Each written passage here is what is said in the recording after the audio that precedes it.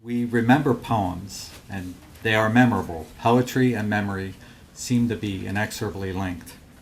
And here today, memory creation plays a covert role in this event. We will remember a poem's words, its sounds, the ideas or emotions it evokes. We will remember as we listen, sharing a laugh or a gasp with those around us and sensing our bond with fellow poetry enthusiasts. Our time together here is ephemeral, but our memory of it will prevail. My name is Gerald Durkis. I work here at the library, and it is my privilege to welcome you to the university's 7th annual open mic poetry reading. I need to say a couple of thank yous. I need to thank the English department, who co-sponsored this event and who provided the refreshments. I also need to thank Gina Duffy and the library events and outreach team for posting online announcements and for setting up the chairs, tables, and the mic. I need to thank the library's graphic designer, Joanne Quinn, who created the posters for this event. And finally, I need to thank our senior class poetry contestants, who each have one of their poems published on a poster, which are on display throughout the library's first floor. And they are Jonathan DeMartino, Megan Farley, Sarah Zinn, Nicole Battisti, Daniel Pepe, Teresa Donahue, Joseph Bagnasco, J.D. Hall, Melanie Romero, Emma Del Vecchio, Ashley Dunbar, and Juliana Brown. It is my honor to introduce this year's Master of Ceremonies. Dr. Lisa Sewell is an associate professor in the English department and also the director of programming for Gender and Women's Studies. She has published her poems in many journals, and this library has several of her books in its collection, including her most recent, Long Corridor. She is valued and respected by her colleagues and her students. Dr. Lisa Sewell.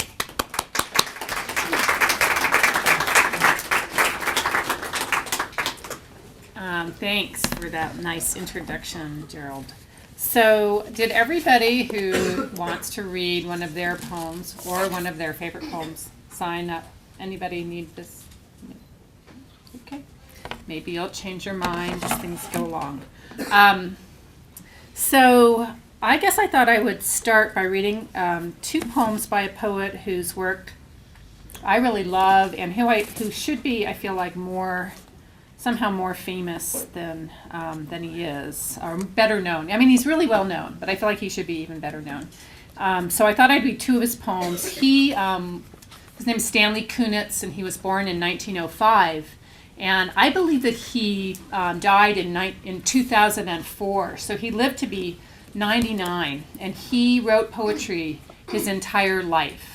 And I remember when I was in graduate school getting my MFA, going to hear him read, and I heard him read this poem, which was an old poem by the time he wrote it. It wasn't a recent poem when I heard him read it. So it's called The Portrait. It's a poem I often teach because I just think it's such an amazing poem. And then I'll tell you what was so striking to me about it when I heard it when I was in graduate school. So The Portrait.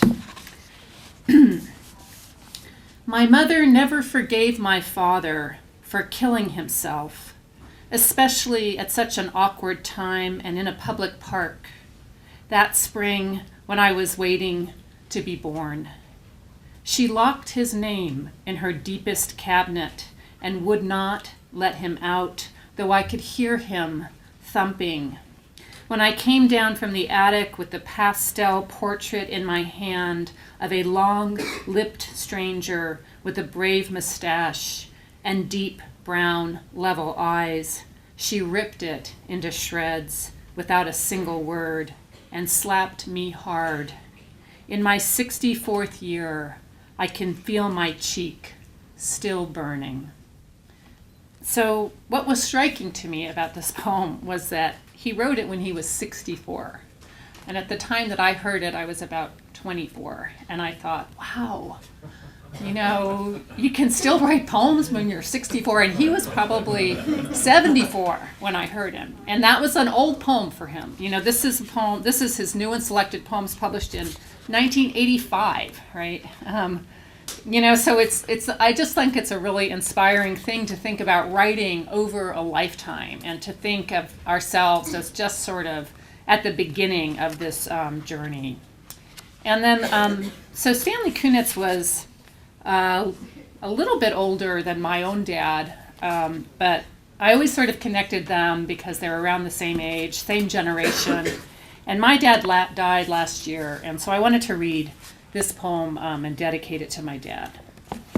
The Long Boat. When his boat snapped loose from its moorings, under the squeaking of the gulls, he tried at first to wave to his dear ones on shore, but in the rolling fog they had already lost their faces. Too tired even to choose between jumping and calling, somehow he felt absolved and free of his burdens, those mottos stamped on his name tag: conscience, ambition, and all that caring. He was content to lie down with the family ghosts in the slop of his cradle, buffeted by the storm, endlessly drifting. Peace, peace, to be rocked by the infinite, as if it didn't matter which way was home, as if he didn't know he loved the earth so much he wanted to stay forever. So that's Stanley Kunitz. And I'm going to turn the podium over now to Kathleen Pierce. She's the editor of Arthology, which this is also a celebration of the release of Arthology, which has this beautiful image on the cover and looks very professional and wonderful. So we're celebrating that. I hope everybody picks up a copy of it.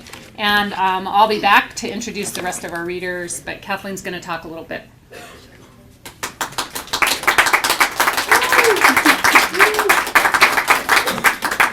Hi everyone, thanks for coming. So just to tell you a little bit about Arthology, we are an art literary journal on campus, and we accept submissions, writing of every medium, art of every medium. So we've spent the year going through lots of your submissions of prose, poetry, photographs, paintings, things like that. And we have a good time doing it. We have a lot of fun. So I did want to thank though our advisor, Kate Zemansky, and our graphic services reps, John and Mike. They were really helpful with me and my technological challenges in InDesign, so they were great. And yeah, thanks so much to the English department for letting us have this event co-sponsored. So I guess for the, I don't know if Lisa wants to start off the poetry. I guess because I was first on there anyway. I wasn't going to read, but I was pressured into it as the editor. So I don't really write poetry much. I usually write prose. So I guess if that's okay, Professor Sewell, I'll start reading since I was the first one on there. All right, and then we could turn it over to the list. So I have to find my poem actually. So yeah, this is one of the few poems I wrote, and it is short. It's called A Commuter's Daydream. Between shelves of ink and must and thoughts abandoned when almost just complete, she looked him in the eye, pressed his shoulders flat and broad and wide against those tomes standing by.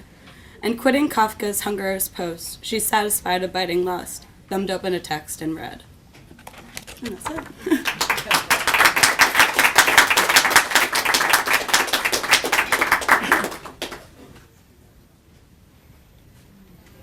Okay, thanks Kathleen for reading a poem.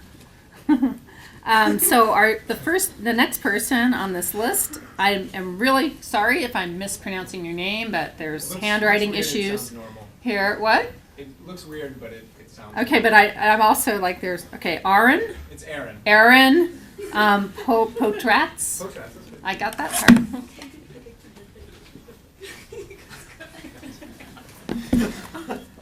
I'm a performer, and this is the thing that makes me nervous.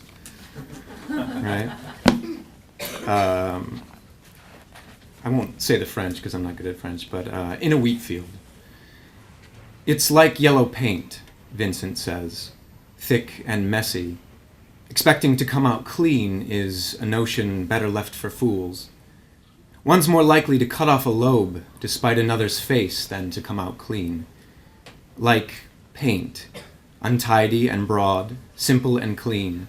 A starry night, a sunflower, ugly, beautiful, simultaneously. There's a beginning, middle, end to each stroke, and no picture has just one. Remember that, he says, while chest and revolver intimately embrace. Remember that, when what was imagined for canvas isn't what is in front of you.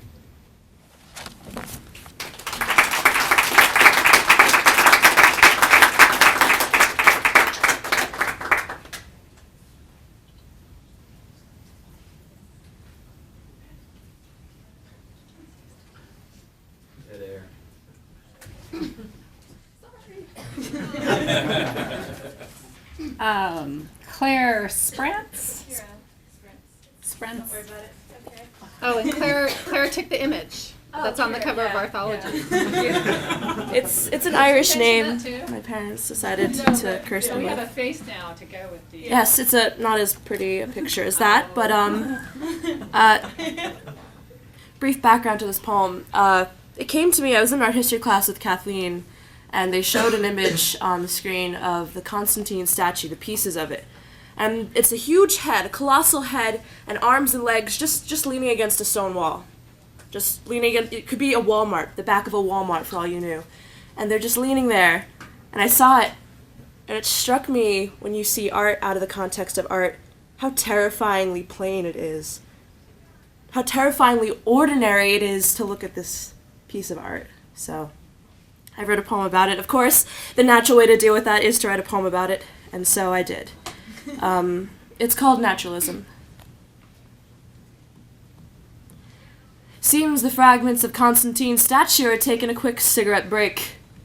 The lights of the museum are too well suited for their tastes. How pleasantly despicable to live and be well cared for, to live and be far from where you once were. Once you were. Olive-pitted sunning, marble dust that clogs and petrifies your lungs. But for the chance that Constantine will come, rip you apart, weave you together like the Frankenstein arch that was couched in your days and ways, you'd stay. All for the touch of a human hand on inhuman rock like the heart that beats only on the momentum of its echo. An echo for a beat too long. Over our momentum we trip and slip, and we grasp and clasp, but once we squeeze blood from stone. It's true, art was all we knew. But now all blood is stone. Is it true? Was art all we knew? But once we knew art, but once we knew you.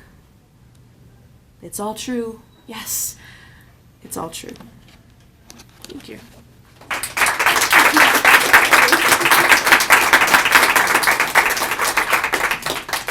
Okay, great job. Gerald Dirks. See, I don't even know. I don't even know you by Gerald. Oh, that's all Sorry about that. No problem. Gerald Dirks. Okay, I'll get that right next year. Okay, thanks. Just a background note. In writing and literature, there's a term called apostrophe, and it's an expression in which a writer calls out to an unseen person, force, or personified idea, often for counsel and complaint or for comfort. And a well-known example of that type of poem is John Keats's Ode to a Grecian Urn. So I wrote a poem that I titled simply Apostrophe. I offer sincerest dedication to a favorite mark of punctuation. You're so much more than half a quotation mark. You have notable applications. To show possession, I have a confession. Choosing you has become an obsession. Adding S may not be regulation. Forget you, though, and there's consternation. When reducing a word to a fraction, you facilitate every contraction. I hope you understand my attraction. You're a punctuation mark of action. You've the power to kick off a poem. 'Twas the night before Christmas, for instance. Replace several letters. You're right at home, both in shrinking and spanning the distance. You make speech efficient, writing succinct. O savor of effort, of breath, of ink. How shall I thank thee, grand apostrophe? Simple, you'd answer, use me correctly.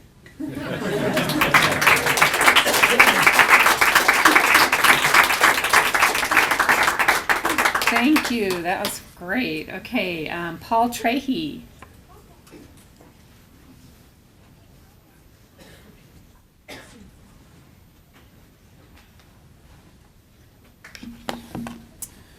Hello. You know, I wasn't originally going to read this one, but after listening to that apostrophe, it's really wonderful. I kind of want to tag along with it. So I also have a bit of an ode. It's called Ode to Cold Spaghetti. It's very serious, please. I take a pot full of you from the fridge, where you've been waiting since your boiling a few days ago. Often I try to imagine myself a romantic, but as I pull a few looser strands from your sticky mass, using my fingers, and drop them into a teacup, you're making it difficult. You're naked and pale. Since I'm not one to write much on nudity, I'll dress you. Francesco Rinaldi 3-cheese hearty pasta sauce, also cold. I'm rebuked on occasion to at least nuke you for a few minutes, but it's past midnight and, frankly, you're not worth the wait. Fork wielding, I stir in the sauce for a second or two, then wolf you down in a fourth or fifth. I reach into the pot for more. I catch the hiccups after the third teacup.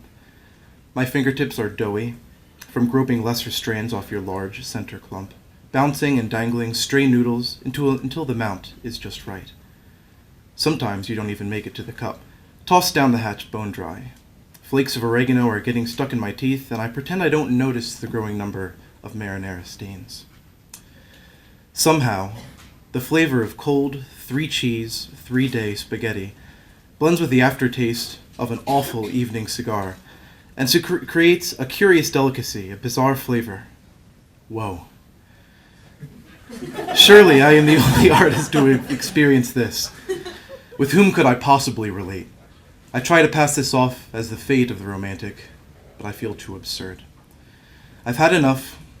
I toss you back into the fridge where you shall wait until breakfast. And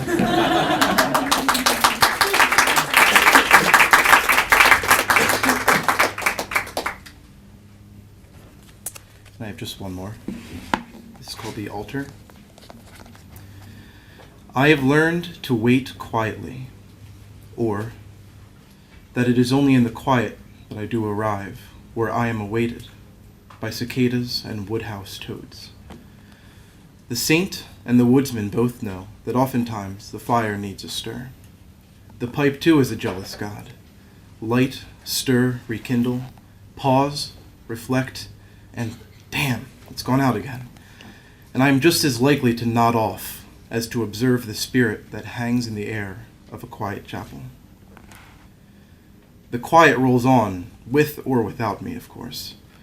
I am not its winding wheel, but a thimbleful of lake water lapping at its shore.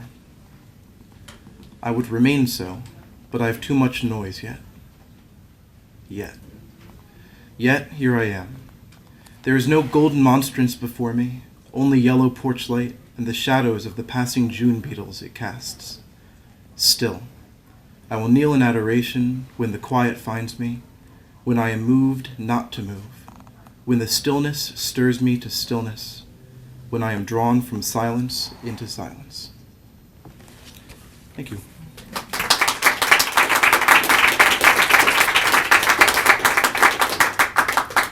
So I'm going to go a little bit out of order here because all the students signed up and then all the faculty, and I just thought it'd be better to mix it up a little bit. So Joseph, would you mind? So Joseph Lennon is going to come up and read. Joseph teaches in the English department. He's the director of Irish Studies, poet extraordinaire, Yes. and Irish scholar. A dangerous man to put in front of a microphone. I'm going to read. I'm actually going to read a couple of my poems and then some poems of a favorite of mine that you may not have heard of, a guy named Paul Durkin. You may know. So these are poems about playing the harmonica.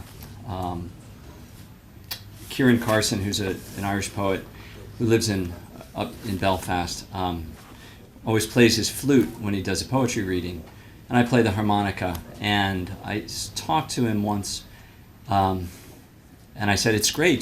Did you ever write about playing the flute?" And he said, "Yeah, sure." And he showed me the poems, and he said, "Have you written about playing the harmonica?" And I said, "No. What would I write? Bend the naturals?" And he said, "Yeah, that's exactly it." So these are 3 poems about learning to play the harmonica, and for Kieran Carson. They're all sort of broken sonnets, harmony lessons. And the first one's set in Limerick, where we had that conversation. After the instruments lie fallow for days or more, like harmless growth gone to seed, come to flower, they surprise with forgotten oaths. Across continents, 2 notes seek a third, as melody roots and harmonies ramble in. In an interval of places, wood convoys hurt. In Liverpool, slaves remain in the marble. I expect hands came to mouths in America, that notes opened into chords, and flute fingers folded into hands to hold harmonicas. To mull all the losses, to linger reels into the blue. As you lead the time, I accord with my lungs, harmonize as they rise, fingers to tongues. So this is the first lesson, harmonic lesson. Bend the naturals. The notes aren't yours. There are fast fellowships of dusty lamps waiting to be repaired in a cellar corner. Bend every blow. Snake them round the major. Match the note inside you. Through a capped well's cracks, spit and whistle. Set darkness to listen to its depth. No one teaches you how to fill a source, how to suck silver from the wind. So play where no one hears you. In an orchard, stay to watch fruit fall, lie where crickets buzz, walk down long hills into loneliness where hard men died. Squat where trains clack loose rails, play at the break of keys, sit on hollow stumps, drift near dog kennels just to hear them howl. This is the second lesson. Sound undoes every layered name. Follow it out the window frame. Go on, rise up beneath the chord, overcome and inhale slow, then hard. Every strand winds into a melody, notes blown like apple flowers off trees. They bloom on hidden stems, and harmonies land as cupped berries spilling from your hands. Harp songs lead into fields unplowed, open and aching as silent lovers nod, lift in the wind, settle as nestles, flutter fingertips into kisses. All you long for comes into tune as you breathe sound. Music grows from upturned ground. Paul Durkin, I think, is one of the funniest poets writing today. He's absurd. I read a poem of his in my class this morning.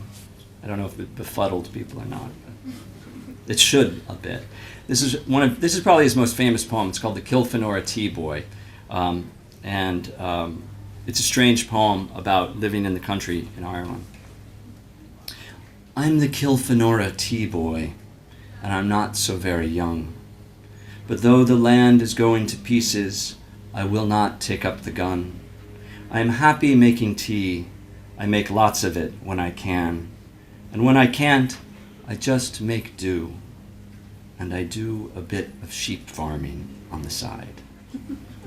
Oh, but it's the small bit of furze between the 2 towns is what makes the Kilfenora tea boy run. I have 9 healthy daughters, and please God I will have more. But sometimes my dear wife beats me, but on the whole, she's a gentle soul. When I'm not making her some tea, I sit out and watch them all, ring-a-rosying in the street, and I do a bit of sheep farming on the side. Oh, but it's the small bit of furze between the 2 towns is what makes the Kilfenora tea boy really run. Oh, indeed, my wife is handsome. She has a fire lighting in each eye. You can pluck laughter from her elbows, and from her knees pour money's tears. I make all my tea for her. I'm her tea boy on the hill, and I also thatch her roof, and I do a bit of sheep farming on the side. Oh, but it's the small bit of furze between two towns is what makes the Kilfenora tea boy really run. And I'm not only a famous tea boy, I'm a famous caveman too. I paint pictures by the 100, but you can't sell walls. Although the people praise my pictures, as well as my turf-befumed blend, they rarely fling a fiver in my face. Oh, don't we do an awful lot of dying on the side. But oh, it's the small bit of furze between the two towns is what makes the Kilfenora tea boy really run. I'll read one more short one and then I'm going to sit down.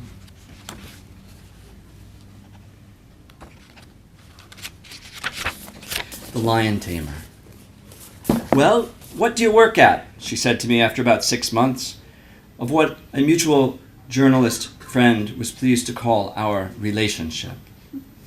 I'm a lion tamer, I replied, offhandedly as possible, hoping she'd say, "Are you really?" Instead, she said, "I don't believe you." I jumped up from my chair and I strode across the room, stumbling over a wickerwork magazine rack. I knelt on one knee at her feet and gazed up at her. Slowly she edged away from me and backed out the door, and glancing out the window, I saw her bounding down the road, her fair hair gleaming in the wind, her crimson voice growling. I kicked over a stool and threw my whip on the floor. What I had hoped for from her was a thorough mauling, but she preferred artistic types. She had no appetite for lion tamers.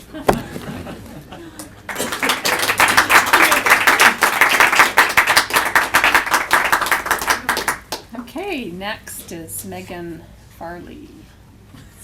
If anybody wants to now sign up, now that you've been inspired to share your work, there's still room. No?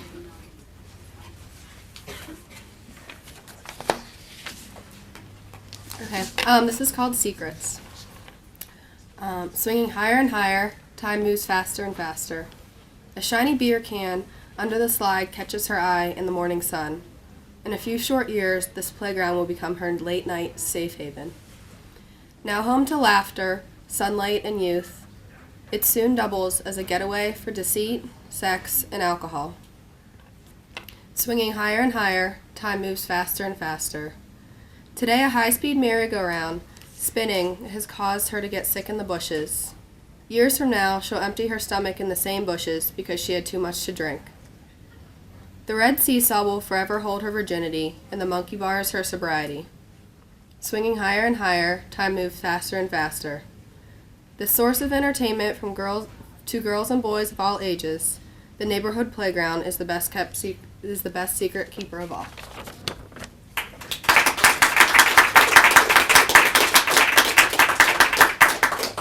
Oh, Barbara. I can't read your last name. Barbara Q. Yeah, Q's good enough. Good enough. This is a real recent poem based on a news story last week, that came out last week, so you might be familiar. It's called Disarmed. Soldier, standing with your back turned, my lifeless fingers hooked into your shoulder. Listen to me.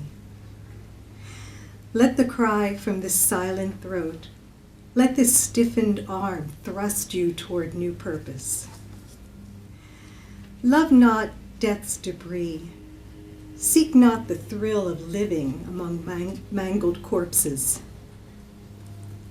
Go back. Tell your people. Call home the cohorts. Ground the flying murder machines. For what do they know of our time-worn hills, where goats long have grazed on blood-fed grasses? Do they think to make fresh shoots sprout in valleys where women and children were shot down? Soldier, standing with your back turned, Start marching straight ahead. And do not stop for a photo op until you've done all I just said.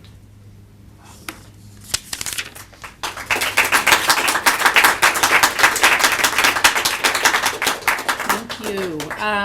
Ashley Dunbar.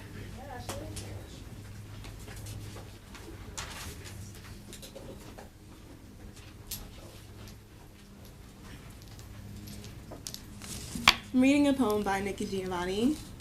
It's called You Came To. I came to the crowd seeking friends. I came to the crowd seeking love. I came to the crowd for understanding. I found you. I came to the crowd to weep. I came to the crowd to laugh. You dried my tears. You shared my happiness. I went from the crowd seeking you.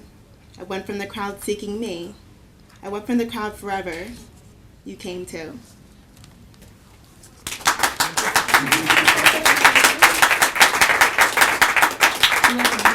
You can read Ashley's poem. So, you're Alicia? Yeah. So Alicia Hudson is going to come up.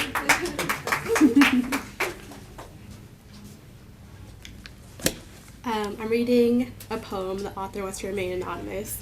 It's called Cat Calls. You keep looking at me, or gawking almost, at the way I move my body to the sway of the breeze, and the way my full lips curl gently into a subtle smile, and how my brown skin burns painful desire into the cool blue of your irises. You stare, as if there's something inside me that will heal you, but yet you keep your distance and smile at the possibility of possessing me, of bringing me to your mercy, of gripping your fingers around my worn ringlets, and demanding that I scream your name. Keep staring, and make sure the acrid words that spew from your mouth, twisted with bitter rejection, as I walk away, console your shame, and soothe your erect penis, because the invisible crown that I wear will never fall from my head.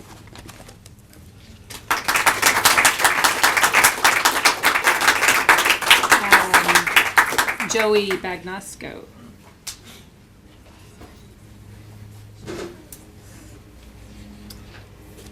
All right. First poem I'm going to read, I just wrote 2 days ago, sitting by the church. I was thinking about an encounter I once had with a stray fox. I guess they're all strays, but it was in its natural environment. So this is called Vulpes, which is the scientific name for a fox, because I'm not very imaginative. A sun-drunk, starving fox wove itself through the dry grasses along the highway. Blinded by the glare of an August afternoon, panting lazily in the heat, it stumbled into the arms of a human woman. I thought it was a dog. It was so friendly, my mother said, showing off her sullen orphan. I couldn't leave it. And there it was, pacing our kitchen floor clumsily, oblivious to the world and yawning distracted nothings. There's something wrong with it, she said, and there was. Its darting eyes were brighter red than its coat. The country vet charged $20 to find it guilty of rabies and burned the body. It's a happy ending to that one. Alright. And I'll just read one more, if it's alright. If I can find it.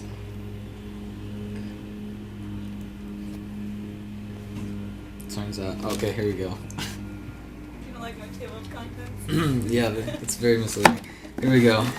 This is called A Sunday. On the very first morning that he woke up out of love with you, it was a Sunday.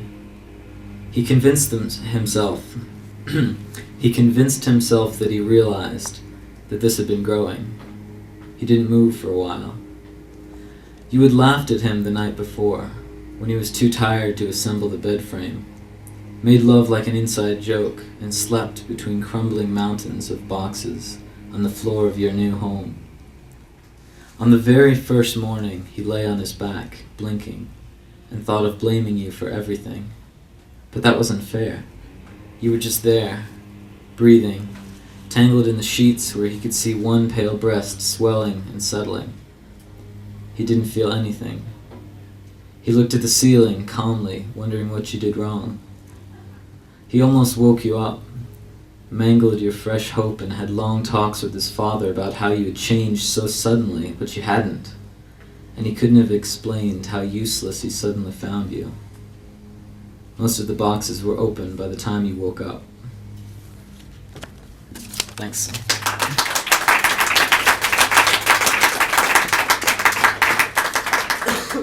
Okay, and the last person on my list is Joe Lucia, who's the director of Falvey Library.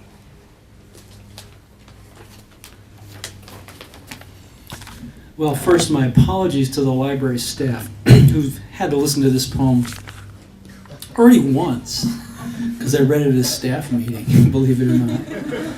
So, I've actually given a lot of my life to poetry, but I stopped writing for about 6 or 7 years. And a couple of weeks ago, I started writing again. And I've been writing a lot, which is kind of surprising and happy-making in a way. I stopped writing because I started focusing all my time on music, and I couldn't do both. But in any case, I spend a lot of my time thinking about the future of libraries. Way too much time thinking about the end of the world of the book. And literally on my birthday, which was about 3 weeks ago, I sat down with my Mac in my living room, and in 2 hours wrote this poem, which really gathers together much of my thinking about what's happening in the world of libraries. And I'll just say one thing about it, because it uses a lot of metaphors from contemporary physics, and particularly from string theory, about things being in more than one place at a time. And it envisions a space in the world where libraries are empty of books. It's called the afterlife of libraries. When the shelves are dismantled, the visitations begin. Brief, ghostly apparitions of recycled volumes in a remote corner of the upper stacks, where the queues were, crowded but less visited than some of the more welcoming books. The ones down in the P's, unburdened by a tumult of formulas, the deltas and thetas that are just Greek to students who spend more time daydreaming than doing labs. There, above the reinforced concrete floor that supported the old weight of knowledge, in the red glow of the exit signs, the lost empirical tomes assert their quantum prerogative to flicker back into existence for a picosecond, and to shed their complex words into the mute air riddled with signals, the layered protocols running on staggered frequencies and bearing the disembodied syllables that could be the soul of thought. Unexplained interferences start to interrupt the dependable performance of mobile devices, a perfect storm of untethered content appearing in fragments on bright, sharp touchscreens where people see their faces reflected as background to whatever they read. A woman looking at weather.com has several sentences on analysis of variance inserted at the bottom of her display just above the navigation icons. A guy using his GPS golf app gets equations defining the photoelectric effect overlaid on a contour map of the 7th green. A kid playing Pokemon online is puzzled by the description of glutamine synthesis scrawled across the gym floor. It happens at random, this networked dispersion of facts and discourse into the cellular ether where people graze bits of information they need for a minute without realizing the matrix of mind and culture has been unhoused and rendered formless, and flows now through buildings, over mountains and rivers without destination, without an endpoint in the binding physical artifact that is its past perfect home. But information wants to be more than free. It wants to matter and last, to counter entropy with the order of classified things, as if blooming out of the multiverse there could in fact be pure forms, ideal manifestations of all the ways we know, revealed in what we once held as books, but what are instead, in this altered place, shadow beings from a gone world. A world where fingers made a tacit pact with signs pressed into paper, that we can embrace thought and witness its slow accretion, that we can take pleasure or solace in the long corridors full of others' words that enlighten and humble us. Suddenly, it seems there's a corrective impulse in the curled up dimensions at the Planck distance, the hidden then revealed bridges across unmeasured magnitudes of space and time. Hence, that the old collections persist somewhere and foam up into being again here, breaking through the welter of digital distractions, giving hope to those who remember the weight of pages and the contract with the future of a few strong words, emblazoned on all the various and durable spines.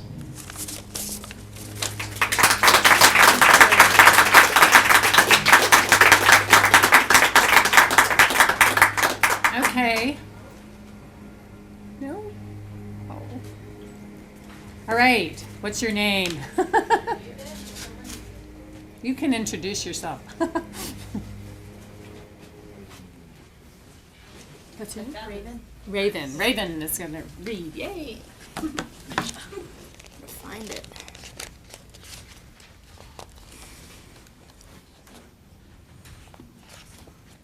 Okay, I wrote one called One Day. Okay. I knew it was you when I caught sight of that scarf. It had been your mother's. You told me once that you would keep it forever. The years had hardened you, your back straight, lips taut. You seemed so out of place, sitting in this gentle park. I was seated in the bench, directly across from yours. You had not recognized me, and I did not expect you to. We had become strangers. It had been years since we last shared toys and secrets. You gathered your wrinkled hands in the crevice of your lap, occasionally rubbing your thumbs together as if anxious. You were waiting for someone. The clouds slowly parted, and the sunlight danced across your features. You were still so beautiful, but the glimmer of your ring flickered brighter than the light in your eyes. I stood up from the bench, folding my jacket over my arm. I had cast a smile your way, but you were looking elsewhere. I watched you for a moment longer, then quietly walked away. I couldn't bear to see who you were waiting for.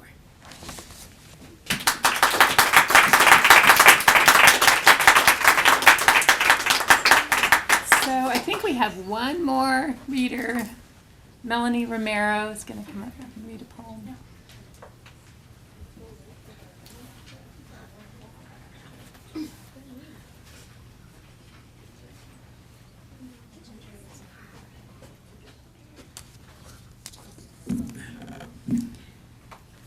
So the poem I'm about to read is called The Pietà, and it's a famous statue by Michelangelo.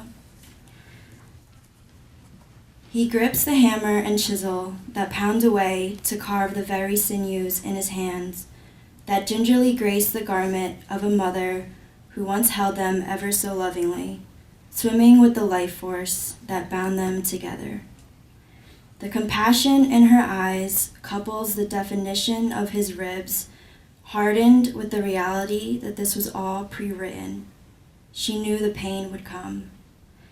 And so his hammer and chisel dance around the stern lines of her jaw, chiseling the rigid lines of her eyelids in harmony in a kind of pace and friction that make her garment catch fire, consuming her in the flames of suffering of the inevitable. After the dance ends, out of the ashes, on the rock of Golgotha, a mother sits, cradling her son, stripped naked, for all the world to stare, for all the world to pity.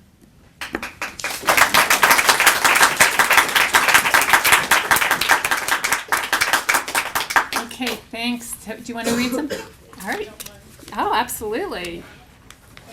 That's what the reading's all about. Who are you? Jackie. Jackie. This is in no way, shape, or form my own. Would that I could. It's The Green Eye of the Little Yellow God by J. Milton Hayes. There's a one-eyed yellow idol to the north of Kathmandu. There's a little marble cross below the town. There's a broken-hearted woman tends the grave of Mad Carew, and the yellow god forever gazes down. He was known as Mad Carew by the subs at Kathmandu. He was hotter than they felt inclined to tell. But for all his foolish pranks, he was worshipped in the ranks, and the colonel's daughter smiled on him as well. He had loved her all along with the passion of the strong, and the fact that she loved him was plain to all. She was nearly 21 and arrangements had begun to celebrate her birthday with a ball. He wrote to ask what present she would like from Mad Carew. They met next day as he dismissed a squad, and jestingly she told him that nothing else would do but the green eye of the little yellow god. On the night before the dance, Mad Carew seemed in a trance, and they chaffed him as they puffed at their cigars. But for once he failed to smile, and he sat alone a while, then went out into the night beneath the stars. He returned before the dawn with his shirt and tunic torn, a gash across his temple dripping red. He was patched up right away, and he slept through all the day, and the colonel's daughter watched beside his bed. He woke at last and asked if they could send his tunic through. She brought it, and he thanked her with a nod. He bade her search the pocket, saying, "That's for Mad Carew," and she found the little green eye of the god. She upbraided poor Carew in that way that women do, though both her eyes were strangely hot and wet. But she wouldn't take the stone, and Mad Carew was left alone with the jewel that he'd chanced his life to get. When the ball was at its height, on that still and tropic night, she thought of him and hurried to his room. As she crossed the barracks square, she could hear the dreamy air of a waltz tune softly stealing through the gloom. His door was open wide, with silver moonlight shining through. The place was wet and slippery where she trod. An ugly knife lay buried in the heart of Mad Carew. 'Twas the vengeance of the little yellow god. There's a one-eyed yellow idol to the north of Kathmandu. There's a little marble cross below the town. There's a broken-hearted woman tends the grave of Mad Carew, and the yellow god forever gazes down.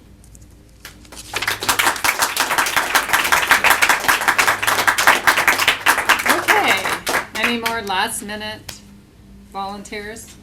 I thought I'd end by reading one of my poems.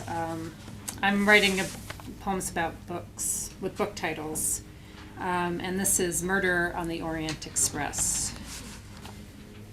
Oh, summon me first to the porter's compartment to question in private my whereabouts, my wardrobe, sleeping habits, and origins.